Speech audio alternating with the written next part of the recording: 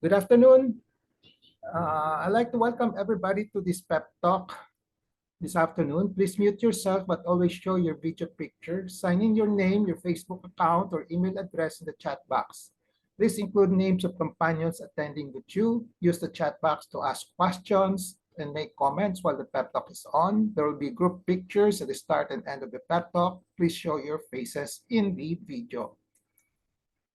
Another reminder, please take the online learning com evaluation test exercise for mastery of learning and have a perfect score to get a certificate like this one. The link has been placed in the chat box.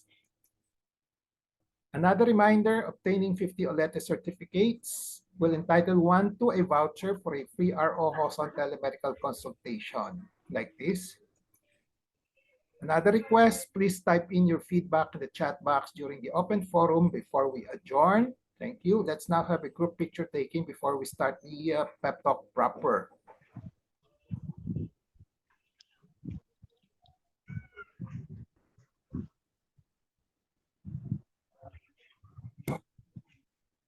All set? All set, ready?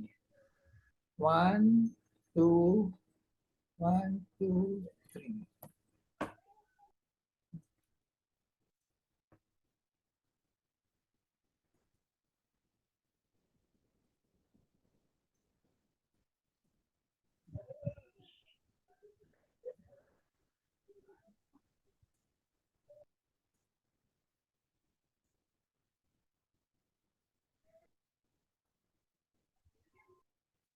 I have a patient empowerment program in which I'd like to empower the lay people or patients to take control in the management of their health. I started the pep talk on May 15, 2021. There are 3 courses in the pep talk. I completed the core course on October 9, 2021. From October 23, 2021 onwards, I have been tackling health disorder and health issue courses. This may take 3 years or longer depending on our enthusiasm, discipline, and perseverance. My pep talk today is entitled Fat Tumor or Lipoma. The empowerment objective is for the lay people to have an essential understanding of lipomas in their health management. The contents of this pep talk will be the following. What is a lipoma? What is the hypothesized cause of lipomas? Is lipoma cancerous? Where are lipomas commonly located? What is the most common complication of lipomas if not treated? How to recognize and diagnose lipomas? And what is the treatment for lipomas? And do lipomas recur after an operation?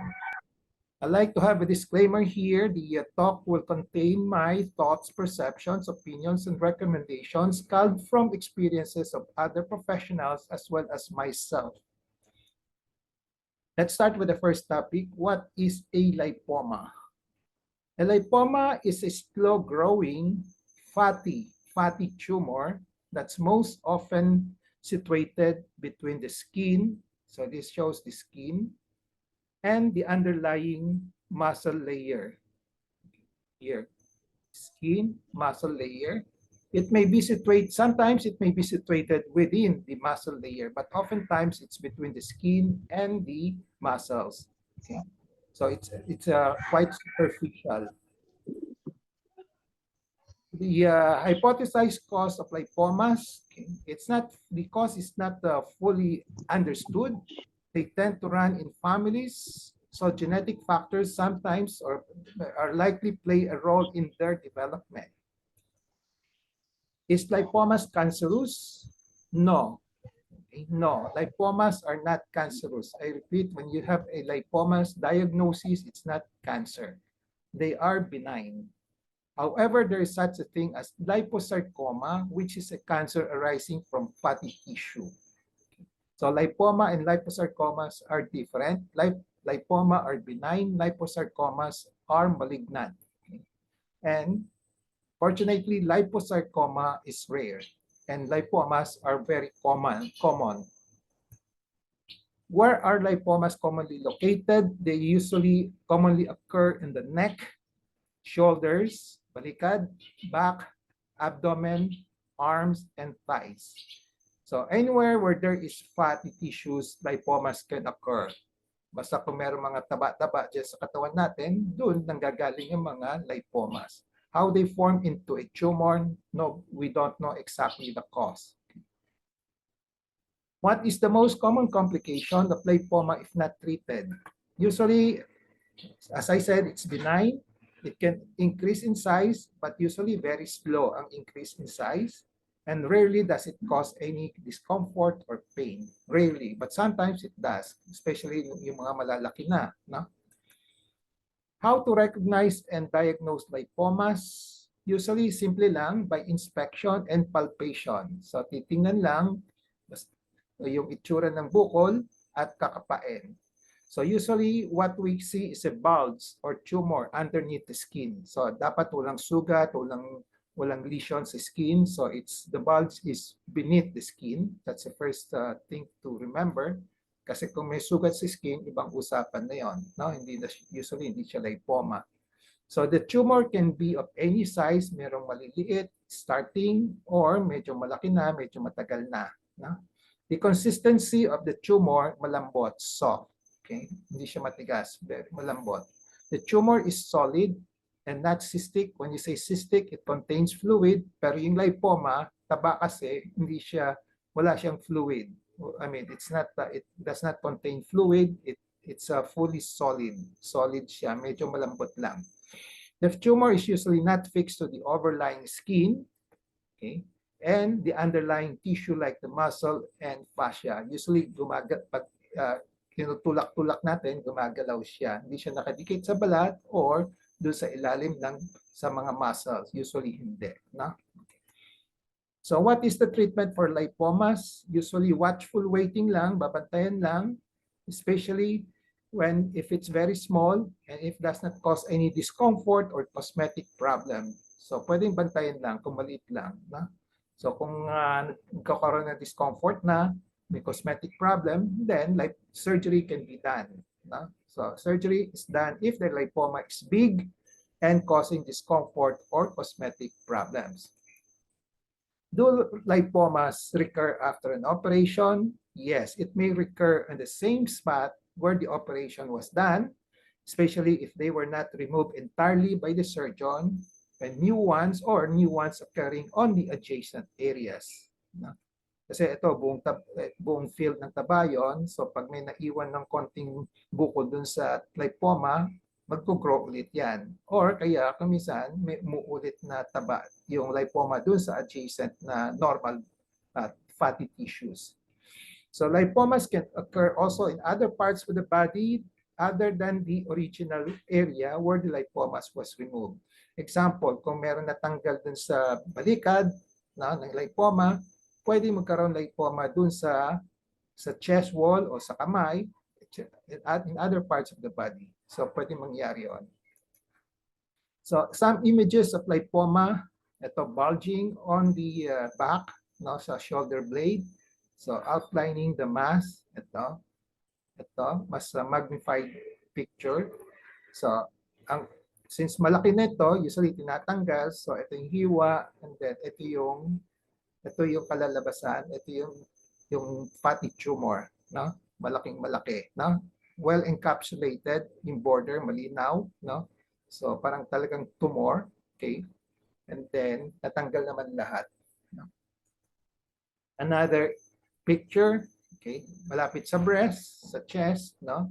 Ito, lipoma siya, hindi siya bukol ng breast pero lipoma siya, no? Okay.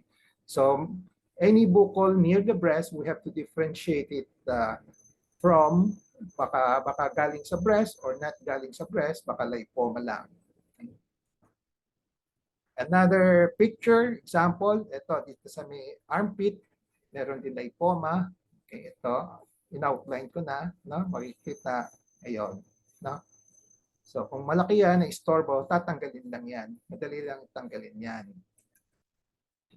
So summary and takeaway, lipoma, what is a lipoma? I have discussed these topics. What is a lipoma? What is the hypothesized cause of lipomas?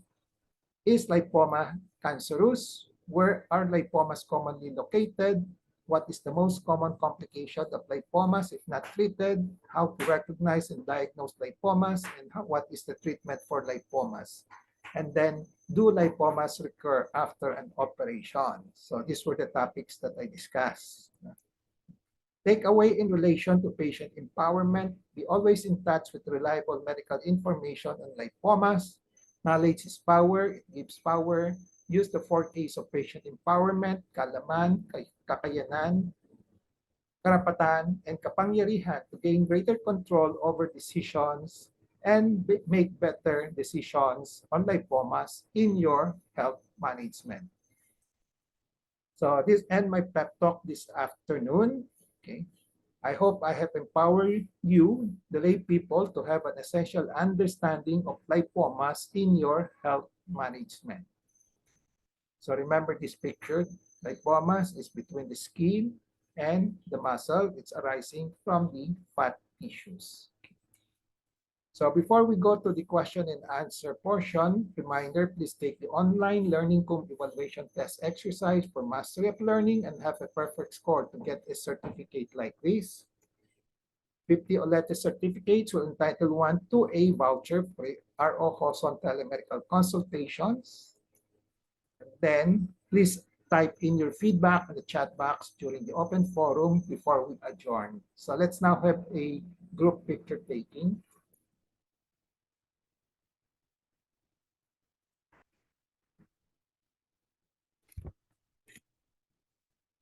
Okay, please show your face, beautiful faces. 1, 2, 3.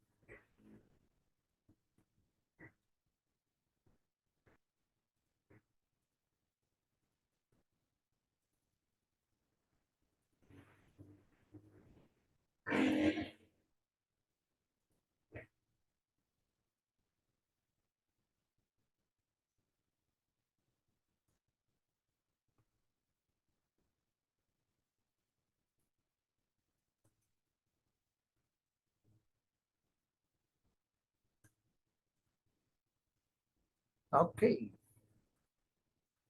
Okay. The floor is now open for questions, comments, free consultations if you want. Okay. Anybody has lipomas now? Very common yung lipoma. Sinong may lipoma sa katawan ngayon? Meron? Naririnig niyo ako? Yes. Yes. Okay, good. Good. Ako, I have Christine. lipoma. Sige. Ito, may lipoma. Ito mo yun sa'yo. Wala rin. Ako rito. May lipoma rin ako rito. Mga 25 years na ito. Mga 25 years na ito. Okay. So, hindi ko pa pinapatanggal. Nalagaan ko pa. Ino-observe ko lang. Hindi man lumalaki na. No? Okay. So, yung kay Christy, hindi lipoma. Christy, hindi lipoma yung sa'yo. Yung ano lang, parang hindi rin siya epidermal cyst. We discussed epidermal cyst dati. Hindi rin siya epidermal cyst. Hindi. I saw it already. Parang Kita naman daw niya. another type of benign tumor, usli lang. No? Neurofibroma ang tawag dyan. No? Ibang klaseng tumor. No? So, benign naman. Pwedeng tanggalin kung istorbo ka na. No? Okay. Okay. Any questions?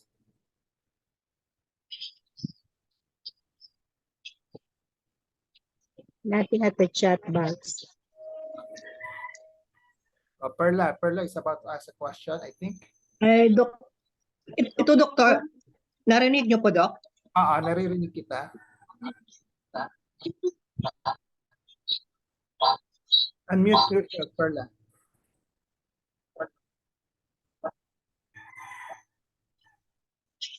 Unmute, Perla. Magtatanong ka ba? Opo. Sige. Dito sa may bandang singit ko, Doktor eh. Singit. So, hindi natin O parang meron siyang bilog na parang nasa skin lang naman. Oo, pero pinakita ko na ito sa iyo noon, sabi mo na sa skin lang, hindi naman sa mismong laman po, doktor. Okay. So, wala akong binanggit na lipoma. Wala naman, parang cyst ba yun?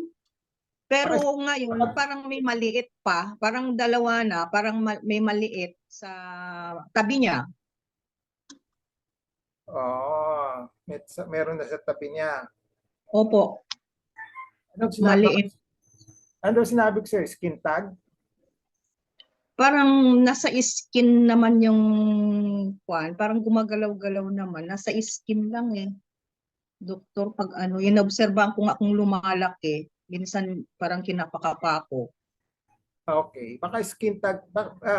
Tingnan, Chrissy, pakita mo kay Perla kung pareho. Perla, tingnan mo yung kay Christy. Ano ba yung doktor? Yung video was sandali lang po, doktor. Ito. Ayun, i-close up mo yung Christy sa'yo. Yan, pareho ba? Pareho sa'yo? Kay Christy, tingnan mo yung picture kay Christy Sara. Hindi ko makita, doktor. Hindi siya nag-appear sa video ko eh. Uh,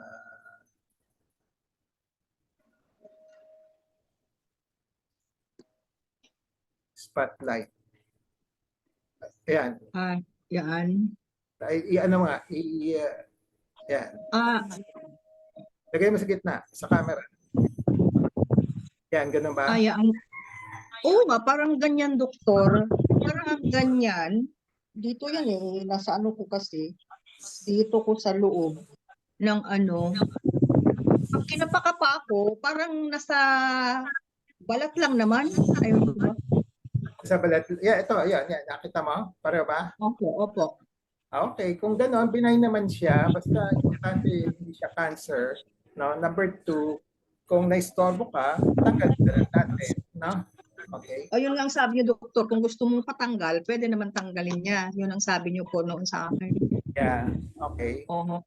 So, kailan pa ba yung, kailan kita huling nakita? Tagal na, doktor. Gusto ko ngang magpaano yan. Pagpumunta sa inyo. Sige, check up natin ulit. No? Opo. Okay. So, any more questions? Sino pang may bukol dyan? Who wants to consult?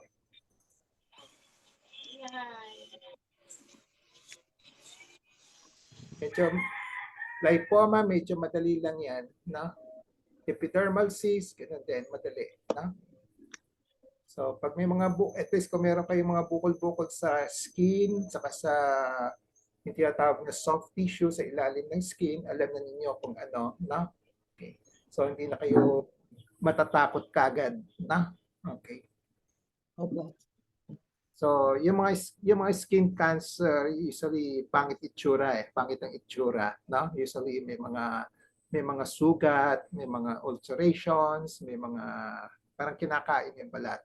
Pag meron noon, dun kayo matakot, no? So, pag yung mga ganun lang, malinis, no? Saka gumagalaw, no? Usually mabagal lumaki, usually benign lang siya, no? Okay.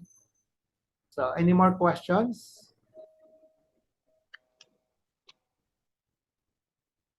Wala na? Wala na po siguro, doktor. So, alam na ninyo, no? So, Cheng, may bukol ka ba dyan? Wala. Para po naalala ko yung asawa ko meron sa ganito. Pero hindi naman po siya na laki. Lagi ko po na pag nauwi tinitingnan ko yung sa ganito niya. Pero hindi naman po. Parang katulad lang po kay Ma'am Christy. Maliit. Okay. Maliit lang. So, nakaumbok lang siya. No? Tinatanong ko kung nasakit or ano po, hindi naman daw po. Oo. Yeah. Okay. So, bantayan lang, hindi mo kailangan tanggalin. As I said, yung sa akin, mga 30 years na ito sa aking kamay. No? And itong during the pandemic, may bago rito lumabas. No? Maliit.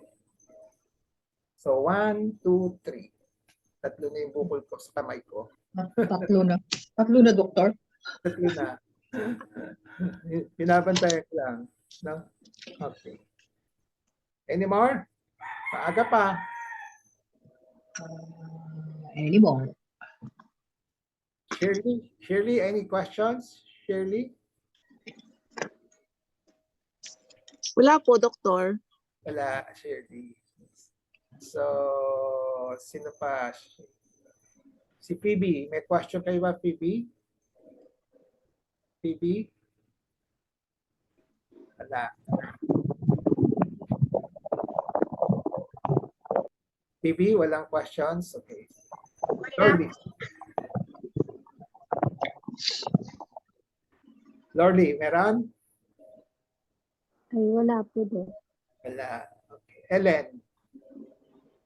Ellen Viloro. Dok, wala naman, Dok. Wala. Okay. So, malinaw yung lecture ko, ha? Simple lang. Yes, Dok. Okay. So, baka next week, bibigyan ko yung algorithm sa mga bukol-bukol ng mga sa bukol sa surface of the skin, surface of the body, para alamin nyo. Kasi yun ang nakikita natin. Para pag may nakita kayong mga bukol-bukol sa surface of the body, alamin nyo kagad kung anong gagawin. Para hindi kayo matatakot kagad. Na? So, yung mga malalalim na bukol, mahirap i-diagnose yun. No? So, kailangan talaga ng doktor yun. No? Okay. So, wala na. Medyo maaga tayo ngayon. We will call it a day. Yes, doctor. Okay. So, kung wala nang tanong, we will call it a day. We will see each other again next week. Na?